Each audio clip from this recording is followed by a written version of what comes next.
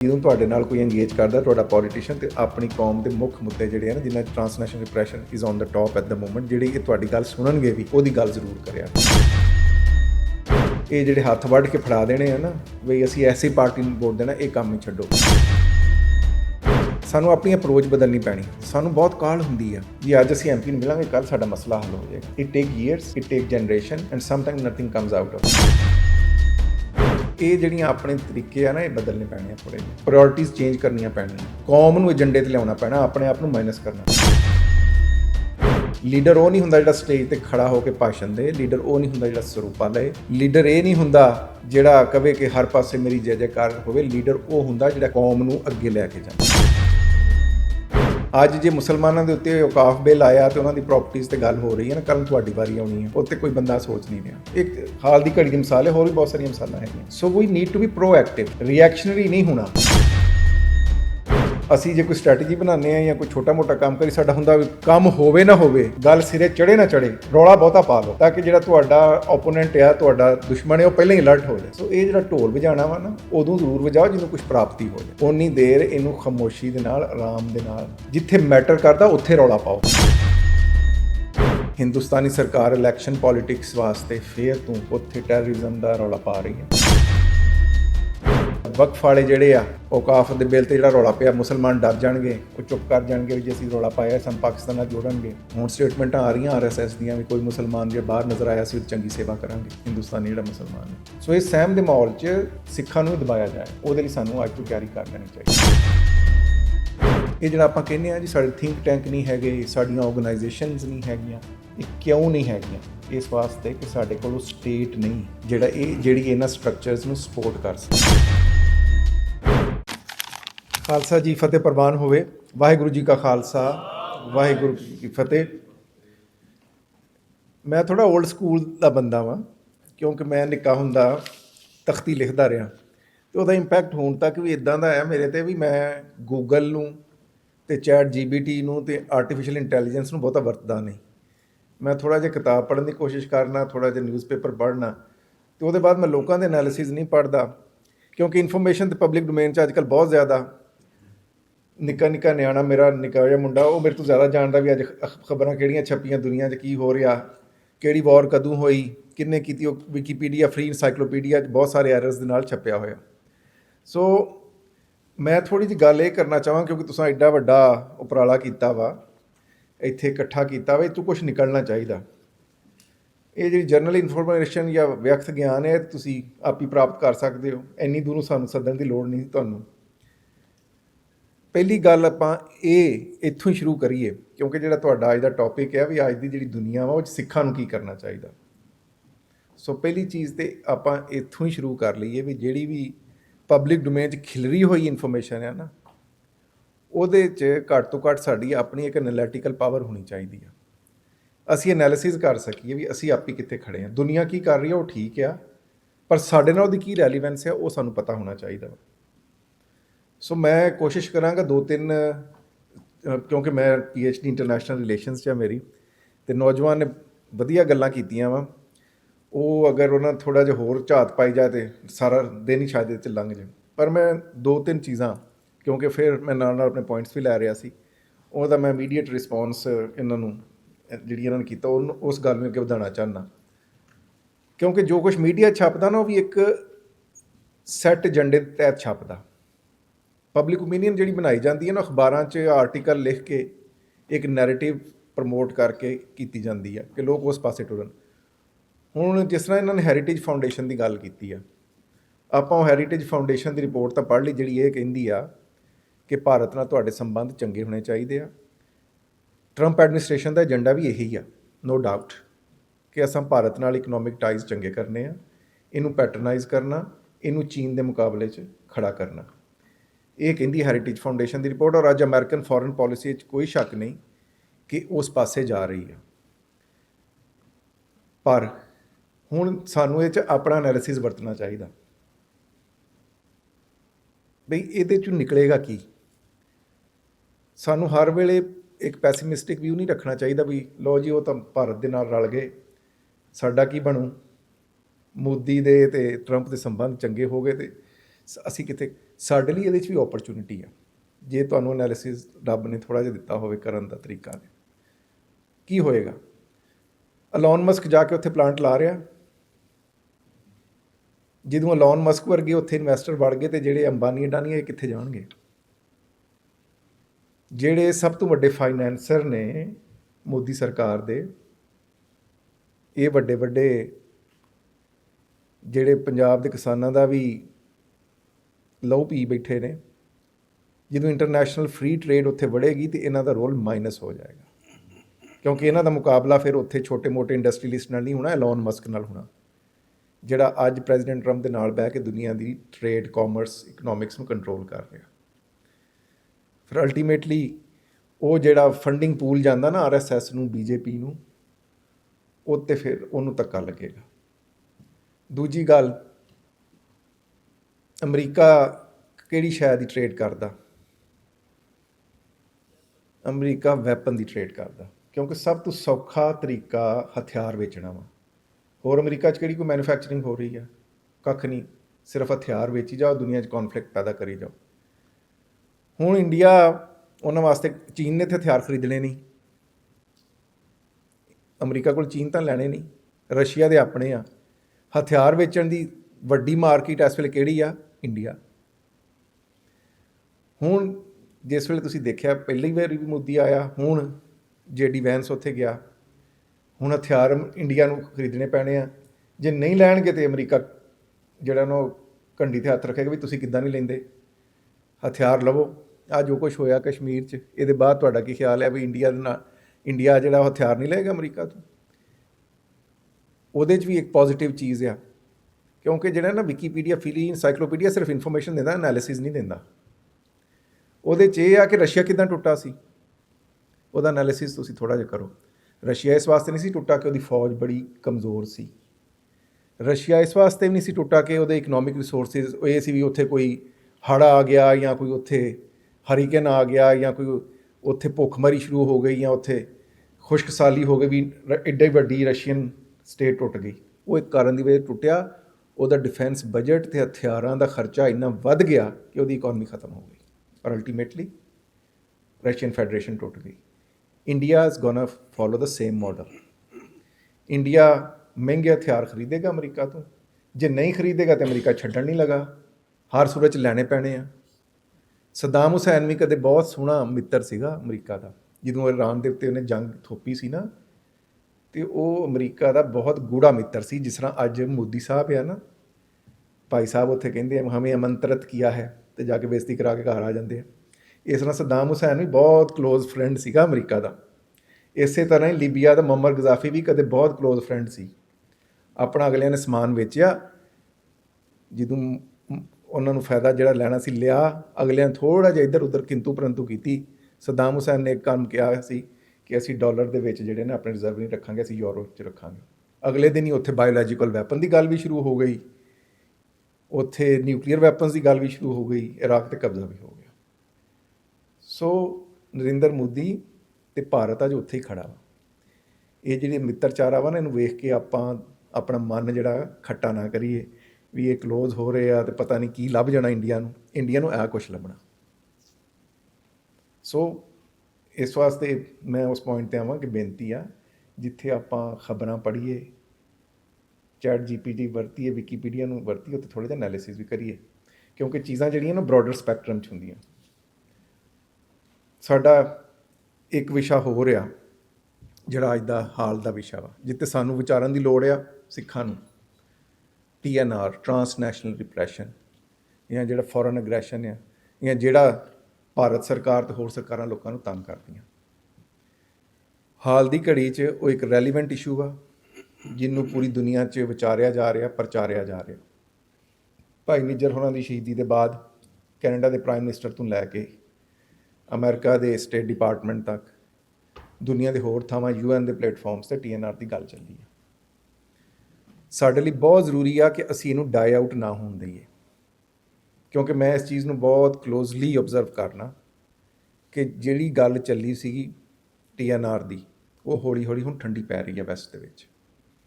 ਕਿਉਂਕਿ ਜਿਸ ਤਰ੍ਹਾਂ ਨੌਜਵਾਨ ਨੇ ਕਿਹਾ ਨਾ, ਜਿਹੜੀ ਤੁਹਾਡੇ ਕਮਰਸ਼ੀਅਲ ਇੰਟਰਸਟ ਹੁੰਦੇ ਆ ਨਾ ਕਿਸੇ ਦੇਸ਼ ਦੇ, ਉਹ ਮੁੱਖ ਹੁੰਦੇ ਆ। ਤੇ ਜਿਹੜੀ ਮਾਈਨੋਰਟੀ ਕਮਿਊਨਿਟੀਜ਼ ਹੁੰਦੀਆਂ ਸਾਨੂੰ ਰੀਅਲਿਸਟਿਕਲੀ ਸੋਚਣਾ ਚਾਹੀਦਾ ਉਹਨਾਂ ਨੂੰ ਵਰਤਿਆ ਜਾਂਦਾ to balance things. Justin Trudeau ਸਾਡੀ ਮਾਸੀ ਦਾ ਲੜਕਾ ਨਹੀਂ ਹੈਗਾ, ਆਪਾਂ ਉੱਦਾਂ ਉਹਦੇ ਪਰਿਵਾਰ ਲਈ ਜਿਹੜਾ ਨਾ ਅਰਦਾਸਾਂ ਕਰਾਉਂਦੇ ਰਹੇ ਬਜਾਏ ਦੇ ਵੀ ਉਹਨੂੰ ਅਪਰੋਚ ਕਰਦੇ ਕੋਈ ਚੰਗੀ ਜਿਹੀ ਚਿੱਠੀ ਲਿਖਦੇ। ਅਸੀਂ ਇੱਦਾਂ ਦੇ ਕਹਿੰਦੇ ਹਾਂ ਜੀ ਉਹਨਾਂ ਦੇ ਪਰਿਵਾਰ ਲਈ ਚਲੋ ਚੜ੍ਹਦੀ ਕਲਾ ਦੀ ਅਰਦਾਸ ਤਾਂ ਸਾਰਿਆਂ ਦੀ ਕਰਨੀ ਚਾਹੀਦੀ ਹੈ। ਉਹਨੇ ਗੱਲ ਜਿਹੜੀ ਕੀਤੀ ਉਹ ਸਿੱਖਾਂ ਦੇ ਦੁੱਖ 'ਚ ਨਹੀਂ ਕੀਤੀ। ਭਾਈ ਨਿੱਜਰ ਦੀ ਜਿਹੜੀ ਗੱਲ ਇੰਟਰਨੈਸ਼ਨਲ ਪਲੇਟਫਾਰਮਸ 'ਤੇ ਗਈ ਉਹ ਸਿੱਖਾਂ ਦੇ ਦਰਦ ਵਾਸਤੇ ਨਹੀਂ ਸੀ ਗਈ, ਕੈਨੇਡਾ ਦੀ ਸੋਵਰੈਨਿਟੀ ਵਾਇਲੇਟ ਹੋਈ ਕਿ ਕੈਨੇਡਾ ਇੱਕ ਸੋਵਰਨ ਕੰਟਰੀ 'ਚ ਆ ਕੇ ਇੱਕ ਬੰਦੇ ਦੀ ਸ਼ਹੀਦੀ ਹੋਈ ਤੇ ਇਸ ਵਾਸਤੇ ਉਹਨਾਂ ਨੇ ਗੱਲ ਕਰਨੀ ਪਈ। ਔਰ ਦੂਸਰਾ ਕੌਂਟੈਕਸਟ ਇਹ ਆ ਕਿ ਜਦੋਂ ਇੰਡੀਆ ਬ੍ਰਿਕਸ ਦੇ ਵਿੱਚ ਵੜ ਗਿਆ, ਜਦੋਂ ਉਹਨਾਂ ਨੇ ਇੱਕ ਪੈਰਲਲ ਸਿਸਟਮ ਬਣਾਉਣ ਦੀ ਕੋਸ਼ਿਸ਼ ਕੀਤੀ, Brazil, Russia, India, China, south Africa, ਔਰ ਉਹਨੇ ਐਕਸਪੈਂਡ ਕਰਨ ਦੀ ਗੱਲ ਕੀਤੀ, ਤੇ ਵੈਸਟ ਨੂੰ ਲੱਗਾ ਕਿ ਇਹ ਗਲਤ ਦਿਸ਼ਾ 'ਚ ਜਾ ਰਹੇ ਨੇ। ਇਸ ਵਾਸਤੇ ਟਰਾਂਸਨੈਸ਼ਨਲ ਰਿਪਰੈਸ਼ਨ ਦੀ ਗੱਲ ਵੀ ਸ਼ੁਰੂ ਹੋ ਗਈ। ਔਰ ਉਹ ਸਿਰਫ ਸਿੱਖਾਂ ਦੀ ਨਹੀਂ ਹੋਈ, ਚਾਈਨਾ ਦੇ ਟਰਾਂਸਨੈਸ਼ਨਲ ਰਿਪਰੈਸ਼ਨ ਤੇ ਇੰਨੀ ਲੈਜਿਸਲੇਸ਼ਨ ਦੇ ਇੰਨੇ ਡਰਾਫਟਸ ਪਏ ਨੇ ਅੱਜ US ਕਾਂਗਰਸ ਦੇ ਵਿੱਚ। ਸੋ ਉਹਨਾਂ ਨੇ ਇੱਕ ਸੌਫਟ ਇੰਟਰਵੈਂਸ਼ਨ ਦੇ ਤੌਰ ਤੇ ਇਸ ਹਿਊਮਨ ਰਾਈਟਸ ਇਸ਼ੂ ਨੂੰ ਚੱਕਿਆ। ਵੈਸਟ ਦਾ ਇਹ ਫਾਰਮੂਲਾ ਵਾ, ਉਹਨਾਂ ਨੂੰ ਹਿਊਮਨ ਰਾਈਟਸ ਨਾਲ ਐਡਾ ਕੰਸਰਨ ਨਹੀਂ ਹੁੰਦਾ। ਉਹ ਇਹ ਦੇਖਦੇ ਆ ਕਿ ਹਿਊਮਨ ਰਾਈਟਸ ਰਿਲੀਜੀਅਸ ਫਰੀਡਮ ਨੂੰ ਐਜ਼ ਇੰਸਟਰੂਮੈਂਟ ਕਿਸ ਤਰ੍ਹਾਂ ਵਰਤਿਆ ਜਾਏ ਆਪਣੀ ਫੋਰਨ ਪੋਲਿਸੀ ਜਿਹੜੇ ਗੋਲਸ ਆ ਉਹ ਅਚੀਵ ਕਰਨ ਵਾਸਤੇ। ਪਰ ਜਿਸ ਵੇਲੇ ਉਹ ਲੋਕਾਂ ਨੂੰ ਜਦੋਂ ਆਮ ਟਵਿਸਟਿੰਗ ਕਰ ਲੈਂਦੇ ਆ, ਅਗਲੇ ਦੀ ਬਾਂਹ ਮਰੋੜ ਲੈਂਦੇ ਆ, ਤੇ ਬਾਅਦ ਭੁੱਲ ਜਾਂਦੇ। ਸਾਡਾ ਭਾਵੇਂ ਆਸਟ੍ਰੇਲੀਅਨ ਸਿੱਖ ਹੋਣ, ਭਾਵੇਂ ਅਮਰੀਕਨ ਸਿੱਖ ਹੋਣ, ਭਾਵੇਂ ਕੈਨੇਡੀਅਨ ਹੋਣ, ਇਹ ਫਰਜ਼ ਬਣਦਾ ਕਿ ਅਸੀਂ ਟਰਾਂਸਨੈਸ਼ਨਲ ਰਿਪਰੈਸ਼ਨ ਦੇ ਉੱਤੇ ਜਿਹੜੀ ਲੈਜਿਸਲੇਸ਼ਨਸ ਸਾਡੇ ਪਾਰਲੀਮੈਂਟਾਂ 'ਚ ਪਈਆਂ ਜਾਂ ਆਉਣੀਆਂ ਵਾ ਉੱਤੇ ਆਪਣੇ ਮੈਂਬਰ ਪਾਰਲੀਮੈਂਟਾਂ ਨੂੰ ਲਿਖੀਏ ਔਰ ਇਸ ਗੱਲ ਨੂੰ ਡਾਈ ਆਊਟ ਨਾ ਹੋਣ ਦੇਈਏ। ਕਿਉਂਕਿ ਮੈਨੂੰ ਲੱਗਦਾ, ਮੈਂ ਅਮਰੀਕਾ ਦੇ ਬਹੁਤ ਸਾਰੇ ਥਿੰਕ ਟੈਂਕਸ ਔਰ ਹੋਰ ਲੋਕਾਂ ਦੇ ਨਾਲ ਵਿਚਰਨਾ, ਕਿ ਉੱਥੇ ਹੁਣ ਇਹ ਗੱਲ ਠੰਡੀ ਪੈਂਦੀ ਜਾ ਰਹੀ ਹੈ। ਔਰ ਇੰਡੀਆ ਦੀ ਗੱਲ ਨਾ ਕਰੀ, ਚਾਈਨਾ ਦੀ ਵੀ ਕਰੀਏ, ਕਿਉਂਕਿ China is a problem for the US and elsewhere. We need to voice with others, ਤਾਂ ਤੁਹਾਡੇ ਕੰਸਰਨ ਸੁਣੇ ਜਾਣਗੇ। ਇਹ ਬਹੁਤ ਜ਼ਿਆਦਾ ਜ਼ਰੂਰੀ ਆ। ਮੈਂ ਆਸਟ੍ਰੇਲੀਅਨ ਸੰਗਤ ਨੂੰ ਪਿਛਲੀ ਵਾਰੀ ਵੀ ਬੇਨਤੀ ਕੀਤੀ ਸੀ ਕਿ ਤੁਹਾਡੇ ਹੁਣ ਇਲੈਕਸ਼ਨ ਤਾਂ ਬਿਲਕੁਲ ਨੇੜੇ ਆ। ਜਦੋਂ ਮੈਂ ਨਵੰਬਰ 'ਚ ਆਇਆ ਸੀ ਉਦੋਂ ਵੀ ਬੇਨਤੀ ਕੀਤੀ ਸੀ ਕਿ ਜਦੋਂ ਤੁਹਾਡੇ ਇਲੈਕਸ਼ਨ ਹੁੰਦੇ ਆ ਨਾ, ਭਾਵੇਂ ਤੁਸੀਂ ਵੱਡੀ ਕਮਿਊਨਿਟੀ ਹੋਵੋ, ਛੋਟੀ ਹੋਵੋ, ਤੁਹਾਡੇ ਹੱਥ 'ਚ ਕੁਛ ਨਾ ਕੁਛ ਆਪਣਾ ਏਜੰਡਾ ਹੋਣਾ ਚਾਹੀਦਾ। ਆਹ ਜਿਹੜੀ ਫੀਲ ਗੁੱਡ ਫੀਲਿੰਗ ਹੈ ਨਾ ਜੀ, ਫਲਾਣਾ MP ਮੇਰੇ ਘਰ ਪਧਾਰਿਆ, ਗ੍ਰਹਿ ਪਧਾਰੇ ਤੇ ਨਾਲ ਚੰਗੀ ਸੋਹਣੀ ਜੀ ਫੋਟੋ ਖਿਚਾ ਲਈ ਪਰਿਵਾਰ ਦੇ ਨਾਲ, ਤੇ ਬਾਅਦ 'ਚੋਂ ਜਿਹੜੀ ਉਹ ਫਰੰਟ ਰੂਮ 'ਚ ਲਾ ਲਈ ਜੀ ਫਲਾਣਾ ਆਇਆ ਸੀ ਮੇਰੇ ਘਰ ਤੇ ਪ੍ਰਸ਼ਾਦਾ ਛਕ ਕੇ ਗਿਆ ਸੀ। ਚਲੋ on personal level it feels good, feel good feeling ਆਉਂਦੀ ਆ। ਪਰ ਜਦੋਂ ਤੁਹਾਡੇ ਨਾਲ ਕੋਈ ਇੰਗੇਜ ਕਰਦਾ ਤੁਹਾਡਾ ਪੋਲੀਟੀਸ਼ੀਅਨ, ਤੇ ਆਪਣੀ ਕੌਮ ਦੇ ਮੁੱਖ ਮੁੱਦੇ ਜਿਹੜੇ ਆ ਨਾ, ਜਿਨ੍ਹਾਂ 'ਚ transnational repression is on the top at the moment, ਜਿਹੜੀ ਇਹ ਤੁਹਾਡੀ ਗੱਲ ਸੁਣਨਗੇ ਵੀ, ਉਹਦੀ ਗੱਲ ਜ਼ਰੂਰ ਕਰਿਆ ਕਰੋ।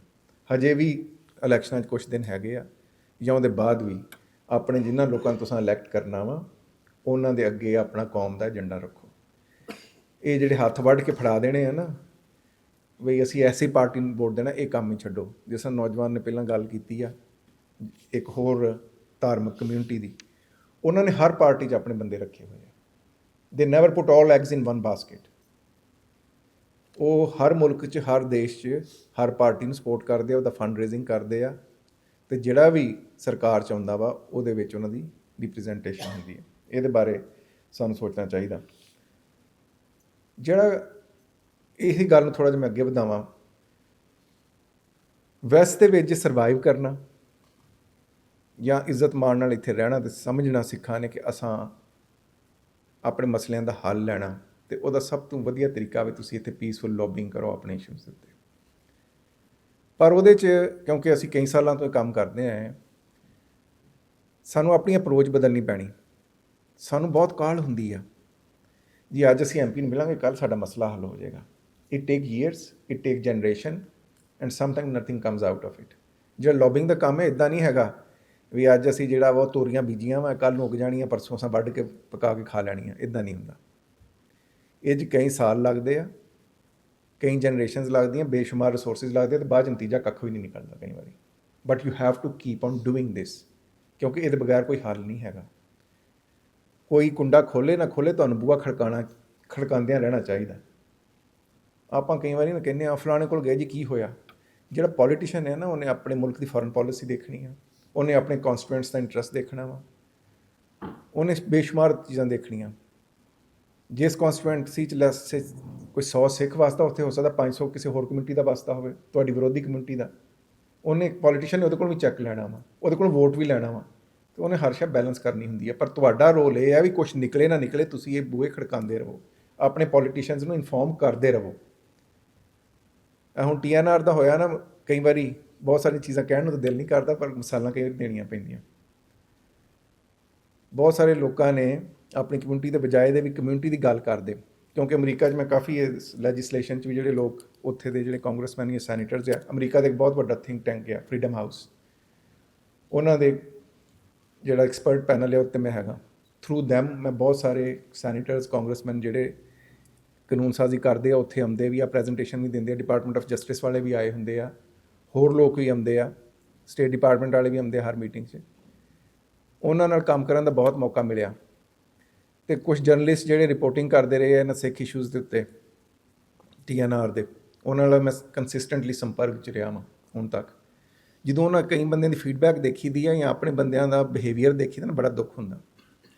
ਹੁਣ ਇੱਕ ਦੋ ਜਰਨਲਿਸਟ ਹੈਗੀਆਂ ਬੀਬੀਆਂ ਅਮਰੀਕਨ ਬੇਸ, ਜਿਨ੍ਹਾਂ ਨੇ ਭਾਈ ਨਿੱਜਰ ਦੀ ਸ਼ਹੀਦੀ ਨੂੰ ਅਤੇ ਸਿੱਖਾਂ ਨਾਲ ਹੋਏ ਵਰਤਾਰੇ ਨੂੰ ਮੇਨ ਸਟ੍ਰੀਮ ਮੀਡੀਆ 'ਚ ਕਵਰ ਕੀਤਾ। ਗਾਰਡੀਅਨ 'ਚ ਖਬਰ ਛਪੀ, ਫਿਰ ਤੁਹਾਡੇ ਨਿਊਯਾਰਕ ਟਾਈਮ 'ਚ ਖਬਰਾਂ ਛਪੀਆਂ, ਡਾਕਟਰ ਸਾਹਿਬ ਦੇ ਇੰਟਰਵਿਊ ਛਪੇ। I know all of them, ਜਿਹੜੇ ਜਿਨ੍ਹਾਂ ਲੋਕਾਂ ਨੇ ਛਾਪੇ। ਜਦੋਂ ਉਹਨਾਂ ਨਾਲ ਪ੍ਰਾਈਵੇਟਲੀ ਗੱਲ ਕਰੋ ਨਾ, ਤਾਂ ਕਈ ਵਾਰੀ ਉਹ ਤਾਂ ਹੱਸਦੇ ਆ, ਪਰ ਮੇਰੇ ਮਨ ਨੂੰ ਤਕਲੀਫ ਹੁੰਦੀ ਹੈ। ਉਹ ਕਹਿੰਦੇ ਵੀ ਅਸੀਂ XYZ ਲੀਡਰ ਦਾ ਇੰਟਰਵਿਊ ਕੀਤਾ। ਉਹ ਕਹਿੰਦਾ ਵੀ ਤੂੰ ਫਲਾਣੇ ਸਿੱਖ ਦਾ ਕਿਉਂ ਇੰਟਰਵਿਊ ਕੀਤਾ? ਬਹੁਤਾ ਖਤਰਾ ਮੈਨੂੰ ਆ, ਐਕਸਕਲੂਸਿਵ ਰਾਈਟ ਮੇਰੇ ਕੋਲ ਹੋਣੀ ਚਾਹੀਦੀ ਸੀ ਵੀ ਨਿਊਯਾਰਕ ਟਾਈਮ 'ਚ ਸਿਰਫ ਮੇਰੀ ਖਬਰ ਲੱਗੇ, ਗਾਰਡੀਅਨ 'ਚ ਮੇਰਾ ਨਾ ਹੋਵੇ। ਉਹਦਾ ਕੁਝ ਨਹੀਂ ਹੈਗਾ, ਨਾਲ 100 ਕਹਾਣੀਆਂ ਮੈਨੂੰ ਸੁਣਾ ਦਿੰਦੇ ਆ। ਜਿਵੇਂ ਤੁਸੀਂ ਕਿਸੇ ਐਕਸਟਰਨਲ ਕਮਿਊਨਿਟੀ ਨਾਲ, ਜਰਨਲਿਸਟ ਨਾਲ ਜਾਂ ਪ੍ਰੋਫੈਸ਼ਨਲ ਨਾਲ ਇਹ ਕਹੋਗੇ ਕਿ ਮੈਨੂੰ ਬਹੁਤਾ ਖਤਰਾ, ਫਲਾਣੇ ਦਾ ਇੰਟਰਵਿਊ ਨਹੀਂ ਤੂੰ ਕਰਨਾ, ਉਹ ਤਾਂ ਕੁਛ ਉਹਦਾ ਕੋਈ ਕੰਟਰੀਬਿਊਸ਼ਨ ਹੈ ਹੀ ਨਹੀਂ। ਇਹ ਵਰਤਾਰਾ ਵੀ ਛੱਡਣਾ ਪੈਣਾ। ਕਈ ਅਜਿਹੇ ਸੀਗੇ ਜਿਨ੍ਹਾਂ ਦਾ ਕੋਈ ਰੋਲ ਨਹੀਂ ਸੀ, ਉਹਨਾਂ ਵੀ ਕਿਹਾ ਜੀ ਸਾਨੂੰ ਵੀ ਬੜਾ ਥ੍ਰੈਟ ਆ, ਸਾਨੂੰ ਆਹ ਹੋ ਗਿਆ, ਸਾਨੂੰ ਉਹ ਹੋ ਗਿਆ। ਐਡਾ ਹੀ ਥ੍ਰੈਟ ਹੈ ਤਾਂ ਘਰ ਬਵੋ। ਤੁਹਾਨੂੰ ਤਾਂ ਹੁਣ ਥ੍ਰੈਟ ਹੋਇਆ ਹੋਵੇਗਾ, ਮੈਨੂੰ ਤਾਂ ਬੜੀ ਦੇਰ ਦਾ ਥ੍ਰੈਟ, ਮੈਂ ਤਾਂ ਅੱਜ ਤੱਕ ਕਦੇ ਨਹੀਂ ਕਿਹਾ। ਇਹ ਡਾਕਟਰ ਸਾਹਿਬ ਬੈਠੇ ਆ, ਸਾਰੀ ਉਮਰ ਥ੍ਰੈਟ ਰਿਹਾ ਵਾ। ਆਮ ਬੰਦੇ 'ਚ ਵਿਚਰਦੇ ਆ, ਨਗਰ ਕੀਰਤਨਾਂ 'ਚ ਅਸੀਂ ਜਾਂਦੇ ਹਾਂ, ਸੜਕਾਂ 'ਤੇ ਅਸੀਂ ਫਿਰਨੇ, ਸਧਾਰਨ ਸਿੱਖ ਨੇ, ਸਾਨੂੰ ਤਾਂ ਅੱਜ ਤੱਕ ਕੋਈ ਨਹੀਂ ਥ੍ਰੈਟ। ਜੇ ਐਡਾ ਹੀ ਡਰ ਆ ਭਾਈ, ਤੇ ਘਰ ਬਹੋ, ਕਿਹੜਾ ਕੋਈ ਸੱਦਾ ਦੇਣ ਗਿਆ ਤੁਹਾਨੂੰ? ਸੋ ਇਹਨਾਂ ਚੀਜ਼ਾਂ ਨੂੰ ਆਪਣੇ ਧਿਆਨ 'ਚ ਰੱਖ ਕੇ ਜਿਹੜਾ ਨਾ, ਉਹ ਆਪਾਂ ਅੱਗੇ ਵਧੀਏ। ਅਤੇ ਦੂਸਰਾ ਇਹ ਆ, ਕਈ ਬੰਦੇ ਇਸੇ ਗੱਲ 'ਚ ਬੜੇ ਖੁਸ਼ ਕਿ ਜੀ ਸਾਡੀ ਖਬਰ ਲੱਗ ਗਈ, ਪਰ ਹੁਣ ਜਿਹੜਾ ਇਹ ਗੱਲ ਸ਼ਾਇਦ ਸਾਨੂੰ ਚੰਗੀ ਨਾ ਲੱਗੇ। ਜਿੰਨਾ ਕੁ ਮੇਰਾ ਥੋੜ੍ਹਾ ਬਹੁਤ ਤਜਰਬਾ ਵਾ, ਇਹ ਜਿਹੜਾ ਚੜ੍ਹਦੀ ਕਲਾ ਦਾ ਪੀਰੀਅਡ ਸੀ ਨਾ ਵੈਸਟ ਦਾ ਸਿੱਖਾਂ ਦੇ ਨਾਲ TNR ਦੇ ਉੱਤੇ, ਇਹ ਜਿਹੜਾ ਹਨੀਮੂਨ ਪੀਰੀਅਡ ਸੀ, it has now come to an end. West ਨੇ TNR ਦਾ ਮਸਲਾ ਚੁੱਕਿਆ ਸੀ ਇੰਡੀਆ ਦੀ ਬਾਂਹ ਮਰੋੜਨ ਲਈ, ਉਹਨਾਂ ਮਰੋੜ ਲਈ ਆ। ਇੰਡੀਆ ਦੇ ਨਾਲ ਟ੍ਰੇਡ ਡੀਲ ਜਿਸ ਤਰ੍ਹਾਂ ਦੀ ਵੈਸਟ ਚਾਹੁੰਦਾ ਉਹ ਸਾਈਨ ਹੋ ਜਾਏਗੀ। ਟਰੰਪ ਜੋ ਤੇ ਐਲੋਨ ਮਸਕ ਚਾਹੁੰਦੇ ਆ ਉੱਥੋਂ ਅਚੀਵ ਕਰਨਾ ਉਹਨਾਂ ਨੂੰ ਹੋ ਜਾਏਗਾ, ਹਥਿਆਰ ਵਿਕ ਜਾਣਗੇ। ਉਹਦੇ ਬਾਅਦ ਤੁਹਾਡੇ ਨਾਲ ਕੰਮ ਥੋੜ੍ਹਾ ਜਿਹਾ ਠੰਡਾ ਹੋਣ ਪੈਣਾ। ਸੋ ਬੀ ਪ੍ਰੀਪੇਅਰਡ ਫॉर दैट। ਉਹ 'ਚ ਸਾਨੂੰ ਅਚੀਵ ਕੀ ਕਰਨਾ ਚਾਹੀਦਾ ਸੀ ਕਿ ਅਸੀਂ ਲੈਜਿਸਲੇਸ਼ਨ ਕਰਾਉਂਦੇ। ਅਸੀਂ ਲੈਜਿਸਲੇਸ਼ਨ ਨਹੀਂ ਕਰਾਈ। ਮੈਂ ਕਈ ਐਸੀਆਂ ਮੀਟਿੰਗਸ US, ਕਿਉਂਕਿ ਹਰ ਸ਼ੈ ਚੱਲਦੀ ਅਮਰੀਕਾ ਤੋਂ ਹੀ ਆ, ਉੱਥੇ ਅਟੈਂਡ ਕੀਤੀਆਂ, ਜਿਹਦੇ 'ਚ ਪਹਿਲਾਂ ਤਾਂ ਉਹਨਾਂ ਨੂੰ ਬੇਨਤੀ ਕੀਤੀ ਉਹਨਾਂ ਲੋਕਾਂ ਨੂੰ ਵੀ ਸਿੱਖਾਂ ਨੂੰ ਡਾਇਰੈਕਟ ਬੁਲਾਓ, ਇੱਥੇ ਕੋਈ ਸਿੱਖ ਸੰਸਥਾਵਾਂ ਨੂੰ ਸੱਦੋ, ਉਹਨਾਂ ਨੂੰ ਪੁੱਛੋ। But we put a very bad show without naming any organization. ਉਹਨਾਂ ਮੀਟਿੰਗਾਂ 'ਚ ਕੀ ਹੁੰਦਾ ਸੀ, ਡਿਪਾਰਟਮੈਂਟ ਆਫ ਜਸਟਿਸ ਵਾਲੇ ਬੈਠੇ ਆ, ਸਟੇਟ ਡਿਪਾਰਟਮੈਂਟ ਵਾਲੇ ਬੈਠੇ ਆ, ਅਤੇ ਸਾਡੀਆਂ ਸਨਮੋਰ ਸੰਸਥਾਵਾਂ ਦੇ ਕੁਛ ਰਿਪਰੈਜ਼ੈਂਟੇਟਿਵ ਬੈਠੇ ਆ। ਕੋਈ ਆਪਣੀ ਸਿਕਿਉਰਿਟੀ ਦਾ ਰੋਣਾ ਰੋ ਰਿਹਾ, ਕੋਈ ਕਹਿ ਰਿਹਾ ਕਿ ਫੰਡਿੰਗ ਦਿਓ ਜੀ, ਅਮਰੀਕਨ ਸਰਕਾਰ ਸਾਨੂੰ ਫੰਡਿੰਗ ਦੇ, ਅਸੀਂ ਸਿੱਖਾਂ ਦੀ ਜਾਣਕਾਰੀ ਕਰਾਉਣੀ ਆ ਵੀ ਟਰਾਂਸਨੈਸ਼ਨਲ ਡਿਪਰੈਸ਼ਨ ਹੁੰਦਾ ਕੀ ਆ। ਉਹ 'ਚ ਕਈ ਵਾਰੀ ਮੈਨੂੰ ਬੋਲਣਾ ਵੀ ਪੈਂਦਾ ਸੀ। ਮੈਂ ਕਿਹਾ ਜੀ ਸਿੱਖਾਂ ਨੂੰ ਨਹੀਂ ਪਤਾ ਟਰਾਂਸਨੈਸ਼ਨਲ ਡਿਪਰੈਸ਼ਨ ਕੀ ਆ, ਅਤੇ ਤੁਹਾਨੂੰ ਪੈਸੇ ਅਮਰੀਕਨ ਸਰਕਾਰ ਦੇਵੇ, ਇਹਨਾਂ ਨੂੰ ਦੱਸੋ ਕੀ ਹੁੰਦਾ, ਅਤੇ ਫਿਰ ਤਾਂ ਸਿੱਖਾਂ ਦਾ ਸਰਿਆ ਹੀ ਪਿਆ। ਸਿੱਖ ਤਾਂ ਕਿੰਨੇ ਦਹਾਕਿਆਂ ਤੋਂ ਟਰਾਂਸਨੈਸ਼ਨਲ ਡਿਪਰੈਸ਼ਨ ਫੇਸ ਕਰ ਰਹੇ ਆ। ਸੋ ਇਹ ਜਿਹੜੀਆਂ ਆਪਣੇ ਤਰੀਕੇ ਆ ਨਾ, ਇਹ ਬਦਲਣੇ ਪੈਣੇ ਆ ਥੋੜ੍ਹੇ ਜਿਹੇ। ਪ੍ਰਾਇਓਰਟੀਜ਼ ਚੇਂਜ ਕਰਨੀਆਂ ਪੈਣੀਆਂ। ਕੌਮ ਨੂੰ ਏਜੰਡੇ 'ਤੇ ਲਿਆਉਣਾ ਪੈਣਾ, ਆਪਣੇ ਆਪ ਨੂੰ ਮਾਈਨਸ ਕਰਨਾ ਪੈਣਾ। ਲੀਡਰ ਉਹ ਨਹੀਂ ਹੁੰਦਾ ਜਿਹੜਾ ਸਟੇਜ 'ਤੇ ਖੜ੍ਹਾ ਹੋ ਕੇ ਭਾਸ਼ਣ ਦੇ। ਲੀਡਰ ਉਹ ਨਹੀਂ ਹੁੰਦਾ ਜਿਹੜਾ ਸਰੂਪਾ ਲਏ। ਲੀਡਰ ਇਹ ਨਹੀਂ ਹੁੰਦਾ ਜਿਹੜਾ ਕਵੇ ਕਿ ਹਰ ਪਾਸੇ ਮੇਰੀ ਜੈ ਜੈਕਾਰ ਹੋਵੇ। ਲੀਡਰ ਉਹ ਹੁੰਦਾ ਜਿਹੜਾ ਕੌਮ ਨੂੰ ਅੱਗੇ ਲੈ ਕੇ ਜਾਂਦਾ। ਕਿਸੇ ਬੰਦੇ ਨੇ ਬਹੁਤ ਵਧੀਆ ਗੱਲ ਕੀਤੀ ਸੀ, ਲੀਡਰ ਉਹ ਖਾਦ ਹੁੰਦਾ ਵਾ ਜਿਹੜਾ ਮਿੱਟੀ 'ਚ ਮਿਲ ਜਾਂਦਾ ਵਾ ਤੇ ਉਹਦੇ ਬਾਅਦ ਉਹ 'ਚੋਂ ਪਨੀਰੀ ਉੱਗਦੀ ਆ ਕੌਮ ਦੀ। ਸਾਨੂੰ ਇਦਾਂ ਦੀ ਲੀਡਰਸ਼ਿਪ ਚਾਹੀਦੀ ਹੈ।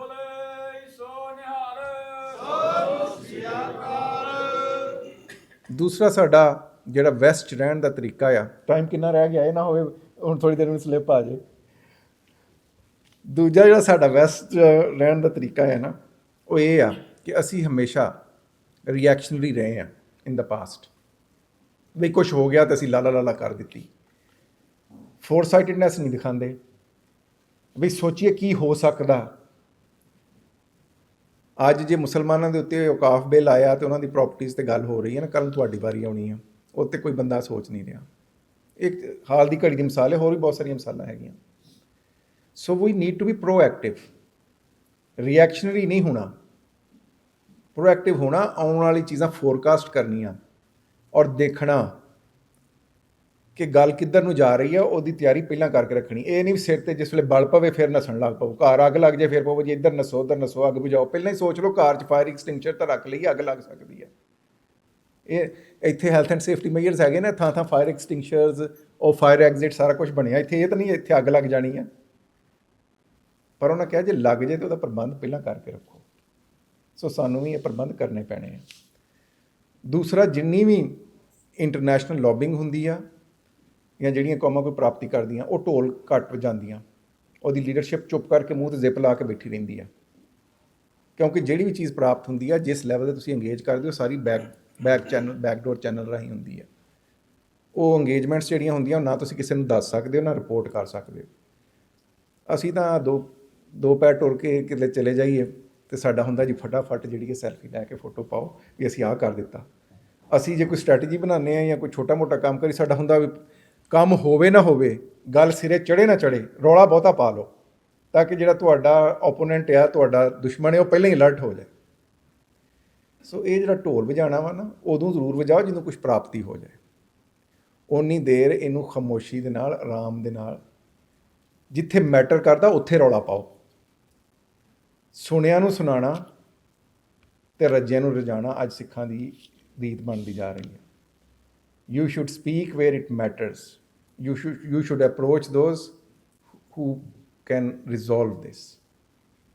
ਮੈਂ ਆਪਣੀਆਂ ਮਿਸਾਲਾਂ ਬਹੁਤੀਆਂ ਨਹੀਂ ਦੇਣਾ ਚਾਹੁੰਦਾ, ਪਰ ਸਿਰਫ ਕਈ ਵਾਰੀ ਰੈਲੀਵੈਂਸ ਦੀ ਵਜ੍ਹਾ ਤੋਂ ਦੇਣੀਆਂ ਪੈਂਦੀਆਂ। 2017 'ਚ ਮੇਰੀ ਇਹ ਰਿਪੋਰਟ ਜਿਹੜੀ ਆ, ਅਮਰੀਕਾ ਦੀ ਬਹੁਤ ਵੱਡੀ ਸੰਸਥਾ ਹੈਗੀ ਹੈ, United States commission on international religious freedom, under Obama administration ਮੈਨੂੰ ਉਹਨਾਂ ਨੇ ਇਸ ਰਿਪੋਰਟ ਵਾਸਤੇ ਕਮਿਸ਼ਨ ਕੀਤਾ ਤੇ ਅੰਡਰ ਫਸਟ ਟਰੰਪ ਐਡਮਿਨਿਸਟ੍ਰੇਸ਼ਨ ਇਹ ਰਿਪੋਰਟ ਛਪੀ, ਜਿਹਨੂੰ ਇੰਡੀਆ ਦੇ ਫੋਰਨ ਆਫਿਸ ਨੇ ਕੰਡੈਮ ਕੀਤਾ ਸਭ ਤੋਂ ਪਹਿਲਾਂ। ਉਹਦੇ ਬਾਅਦ ਉਹਨਾਂ ਦੀ ਉੱਥੇ ਇੱਕ ਹੈਗੀ ਹੈ ਹਿੰਦੂ ਅਮਰੀਕਨ ਫਾਊਂਡੇਸ਼ਨ, ਡਾਕਟਰ ਸਾਹਿਬ ਬਹੁਤ ਵਧੀਆ ਤਰ੍ਹਾਂ ਜਾਣਦੇ ਵੀ ਉਹ ਕੀ ਕਰਦੇ ਆ। ਉਹਨਾਂ ਨੇ ਮੈਨੂੰ ਟੈਰਰਿਸਟ ਸਿੰਪਥਾਈਜ਼ਰ ਕਿਹਾ। ਅਮਰੀਕਾ ਦੀ ਇਸ ਵੇਲੇ ਜਿਹੜੀ ਸਾਰੀ ਇੰਟੈਲੀਜੈਂਸ ਦੀ ਹੈੱਡ ਆ, ਤੁਲਸੀ ਗੈਬਾਰਡ, ਇਹ ਉਸ ਵੇਲੇ ਕਾਂਗਰਸ ਵੂਮਨ ਹੁੰਦੀ ਸੀ ਅਤੇ ਇੰਡੀਅਨ ਕਾਕਸ ਦੀ ਚੇਅਰ ਸੀ। ਉਹਨੇ ਇੱਕ ਲੈਟਰ ਪਵਾਇਆ ਕਾਂਗਰਸਮੈਨਾਂ ਨੂੰ ਕਿ ਡਾਕਟਰ ਚੀਮਾ ਟੈਰਰਿਸਟ ਸਿੰਪਥਾਈਜ਼ਰ ਆ, ਇਹ ਖਾਲਿਸਤਾਨ ਦੀ ਗੱਲ ਕਰਦਾ ਵਾ। ਅਤੇ ਹਿੰਦੂ ਅਮਰੀਕਨ ਫਾਊਂਡੇਸ਼ਨ ਦੀ ਵੈਬਸਾਈਟ 'ਤੇ ਹਜੇ ਵੀ ਆਰਟੀਕਲ ਪਏ ਆ ਉਹਨਾਂ ਦੇ ਲਿਖੇ ਹੋਏ, ਜਿਹਦੇ 'ਚ ਉਹਨਾਂ ਨੇ ਡਾਕਟਰ ਚੀਮੇ ਦੀ ਬਹੁਤ ਸ਼ਲਾਘਾ ਕੀਤੀ ਆ। ਨਹੀਂ, ਉਹੀ ਉਹ ਰੋਜ਼ ਟਵੀਟ ਕਰਦੇ ਸੀ ਵੀ ਡਾਕਟਰ ਚੀਮਾ ਟੈਰਰਿਸਟ ਸਿੰਪਥਾਈਜ਼ਰ ਫਲਾਣਾ ਢੀਂਗਾ। ਮੈਂ ਕੋਈ ਜਵਾਬ ਨਹੀਂ ਦਿੱਤਾ। ਮੈਂ ਆਖਰ 'ਚ ਕੋਈ ਟਵੀਟ ਕੀਤਾ, Hindu American foundation, thank you very much, you have made my report so popular, I couldn't have done, yourself couldn't have done.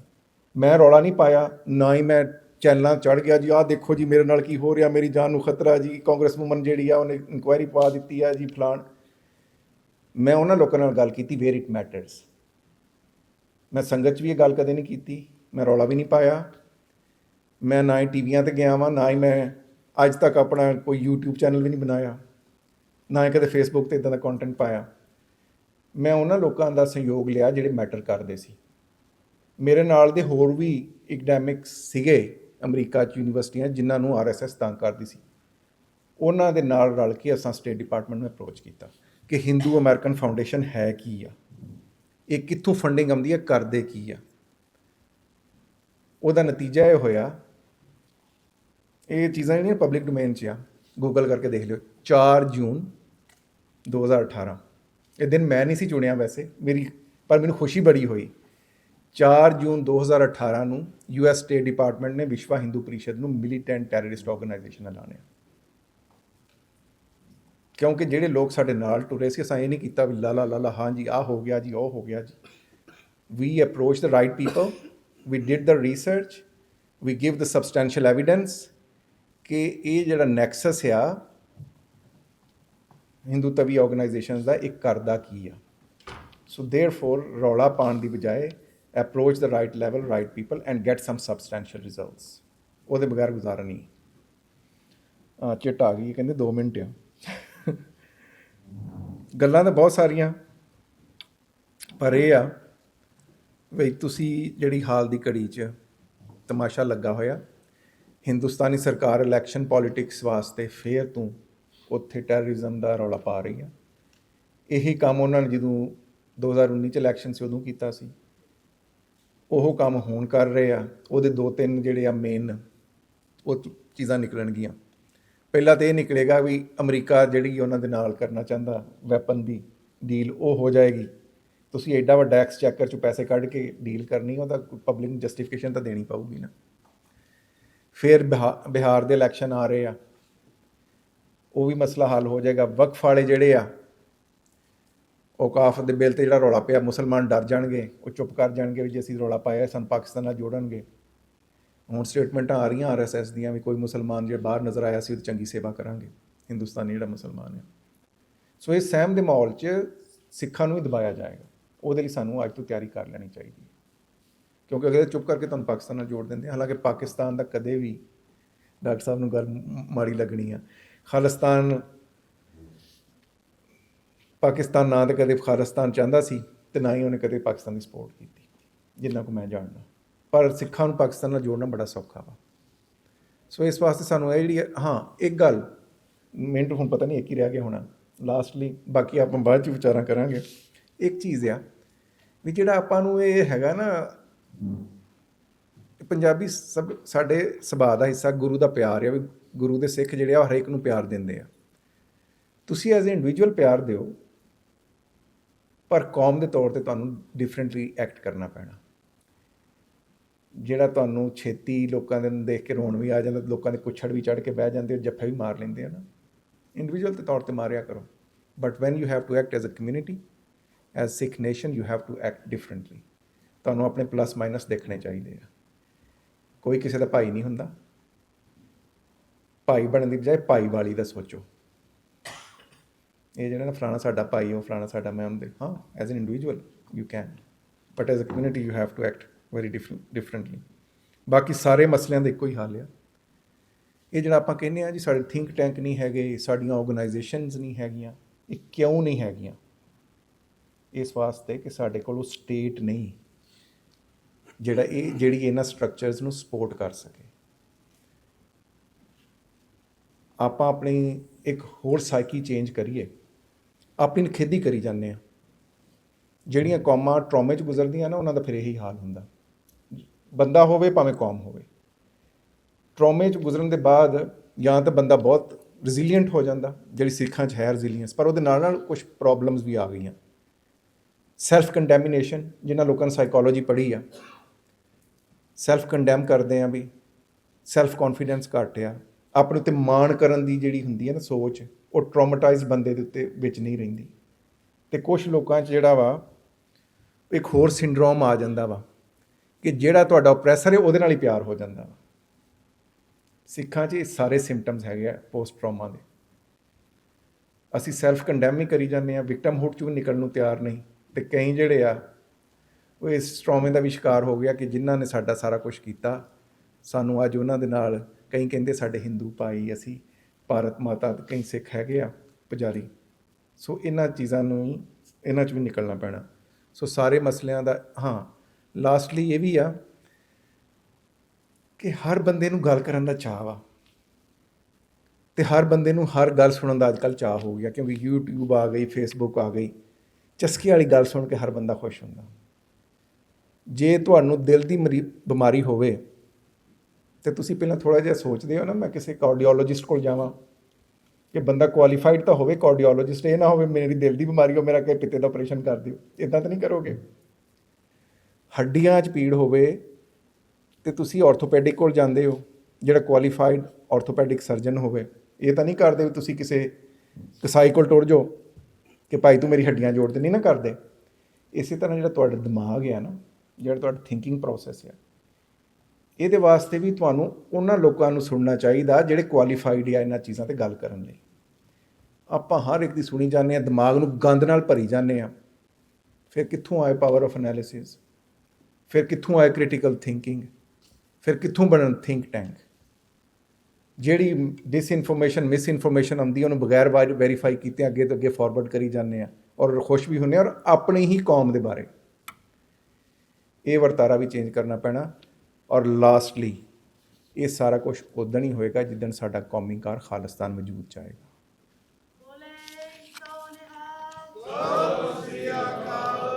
ਇਸ ਵਾਸਤੇ ਬਿਮਾਰੀਆਂ ਦੇ ਨਾਲ ਨਾਲ ਉਹਦਾ ਜਿਹੜਾ ਆਖਰੀ ਹੱਲ ਹੈ ਨਾ ਸਾਰੀਆਂ ਬਿਮਾਰੀਆਂ ਦਾ, ਉਹ ਸਾਡਾ ਕੌਮੀ ਕਾਰ ਹੈ। ਉਹਦੇ ਬਾਰੇ ਸੋਚੋ, ਉਹਦੇ ਵੱਲ ਵਧੋ। ਵਾਹਿਗੁਰੂ ਜੀ ਕਾ ਖਾਲਸਾ, ਵਾਹਿਗੁਰੂ ਜੀ ਕੀ ਫਤਿਹ।